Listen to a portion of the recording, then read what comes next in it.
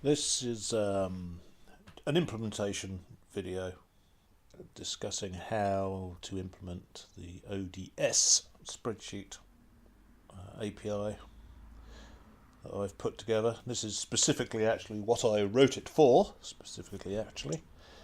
and really what I want to be able to do is save the data in these tables to a spreadsheet. That's the actual user requirement. Now, I'm not a great one for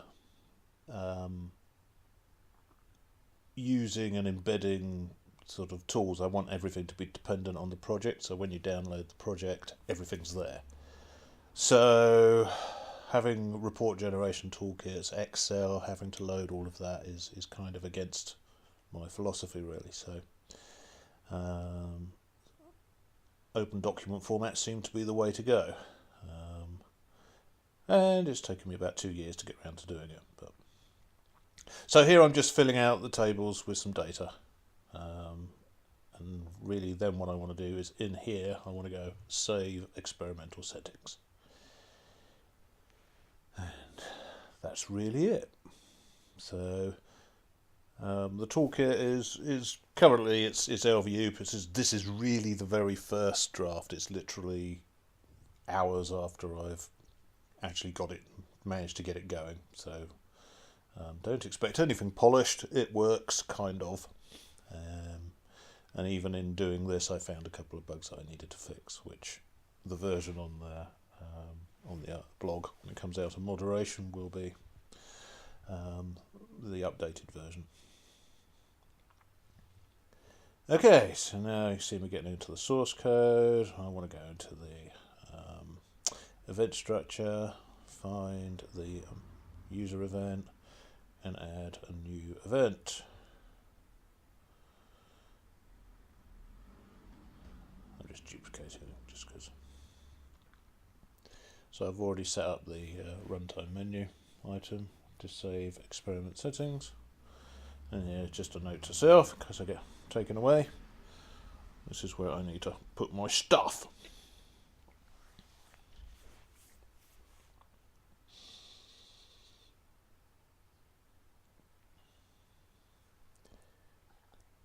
So the next trick will be to download the toolkit, I guess.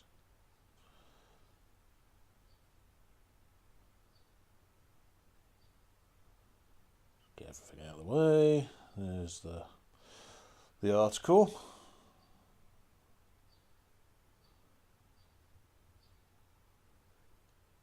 So this is LabVIEW 2014.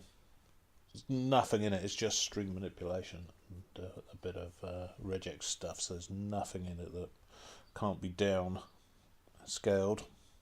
That's the word. Down versioned. That'd be a better word. So there's me, I downloaded it.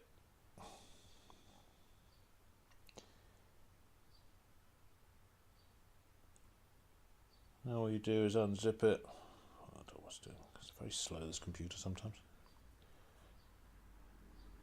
Always develop on a slow computer. That way you never have a nasty surprise when you put it on the customer's slow computer.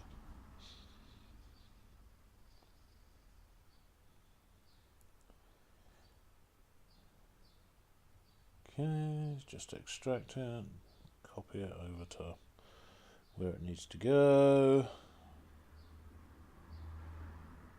Somewhere on my desktop.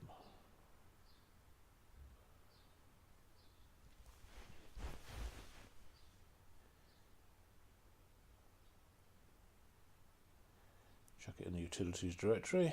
Seems like a nice place to put it.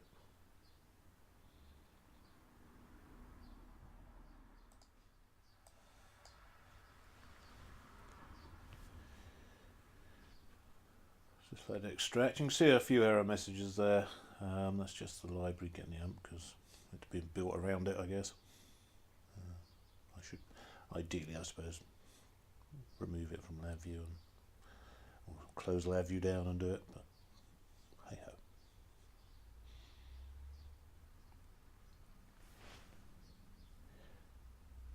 Now I'm just going to open it up and make sure that the thing works and tidy up the directory structure and Just make sure it's all in there. So, well, that's okay, it's not chucking any errors. Just load the example. Oh, get rid of the project. I'm going to load the example in a minute. There we go, load the example. Get ahead of myself. That's all running, so everything's loaded and embedded okay.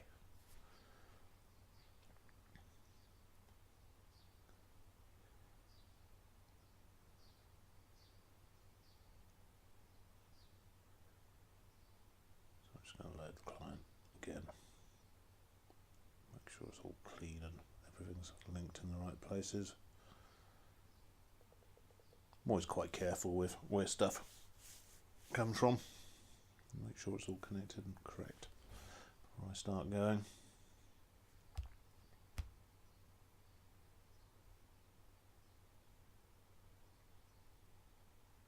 Right, now we're good to go. So all we're going to do is in that pigeonhole I opened, that one there, I'm going to stick some code. Just copying from the example really. So I want a spreadsheet. Now one day it's going to have a document class and a spreadsheet class and a writer class. I doubt there'll ever be a presentation class if you want to automate your presentations. I've removed that diagram disable from the latest version of the example. I was just struggling with an enormous file when I was testing. So just copy that over. That's my little dog in there growling in the background.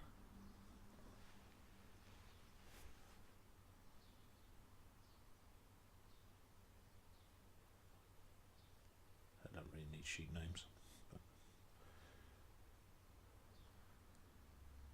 But. Oh, stuttery fingers. Don't need two sets really.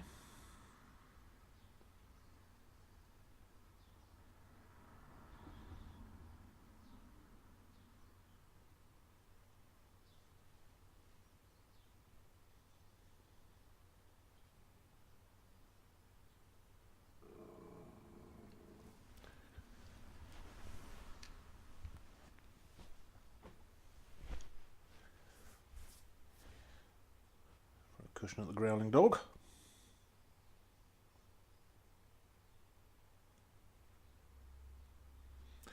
Right, so essentially all I want to do here is take the contents of those various tables and create a new sheet for each table. So insert a new sheet for each table. So I've got two methods that do that. Or not that do that. I've got one that is insert sheet and one that's overwrite the data in a sheet.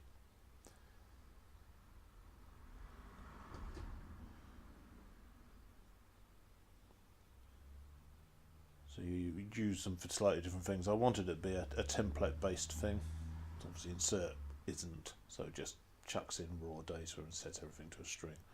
The temp, if you add a sheet, I can't remember what the term is. Oh, well, have a look at that. Oh yeah.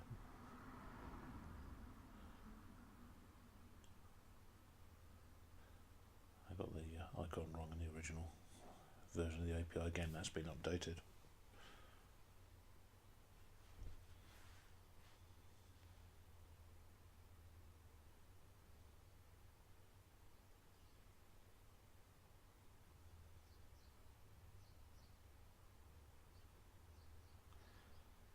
The reason it sounds like I'm guessing about what the individual methods are called is because on my video editing thing where I'm recording this, it's a bit fuzzy. It's just fuzzy enough to stop me getting the right names.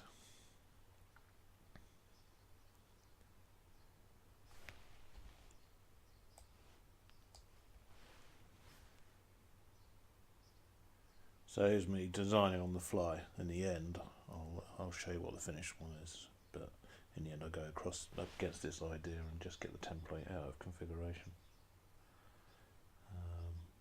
But really I just wanted to embed the code in so I could build a sub VI and then run and test the sub VI. That was my most, because this again it was so fresh, this this version. I just wanted to see if I could create a spreadsheet from the main app. That would have made me very happy.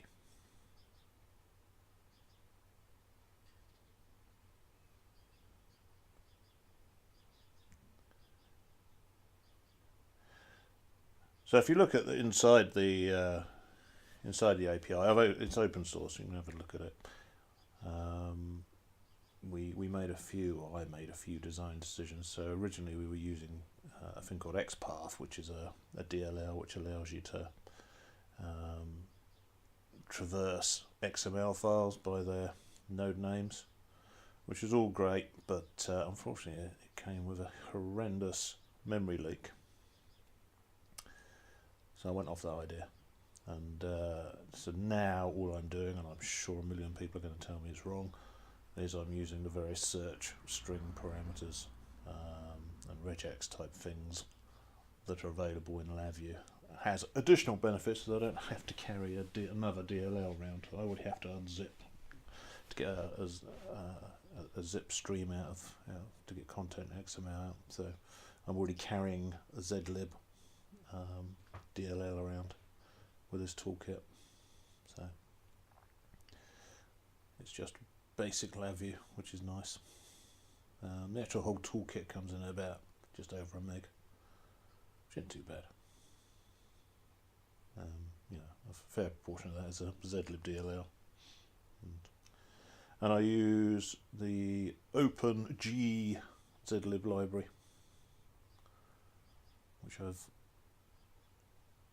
embedded in my project rather than keeping it into VIlib. Again, purely because I want to be able to load my projects from various my version control onto various computers and it just to run. I don't want to be loading toolkits and the like.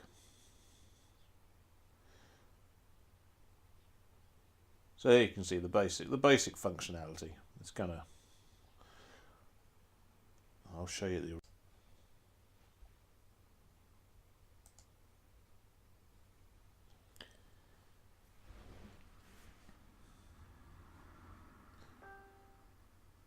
So I'm just going to make a sub VI out of this, and then we'll skip forward. And all I've done is bring in the references for each of the tables into my sub VI. I'll sped it up now because I've got a bit bored, run out of words. So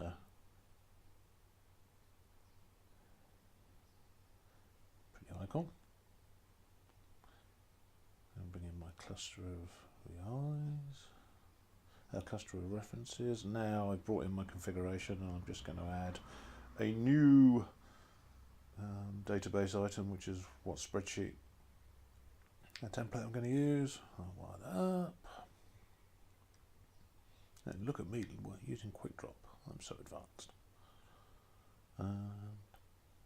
So there's the references for the 4 tables.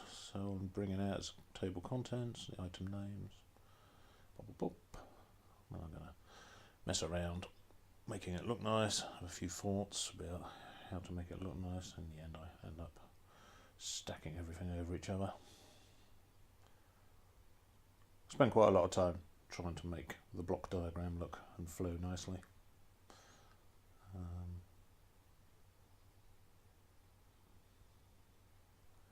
So here I call each.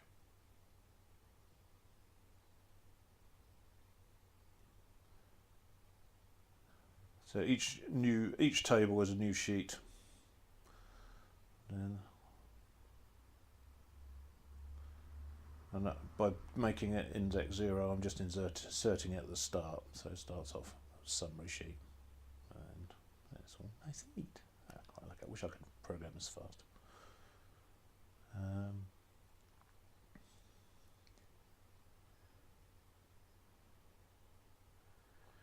I don't want settings template, but I do want to stick it in my data path where I'm sticking all my results. I want to call it by its name, spreadsheet, by the experiment name. It's an ODS. And then away we go. There you go, job's a good one.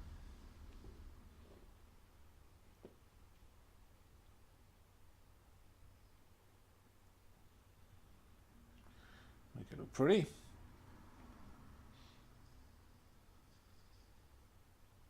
Set up my config in my config database. Bonk. Give it a new path, tell it where the ODS is, save it as, add a new version, blah blah blah. Now run it.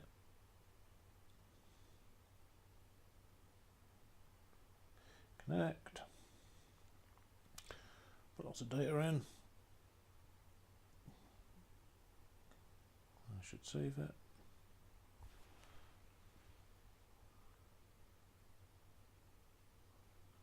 LibreOffice. There it is. Job's a good one.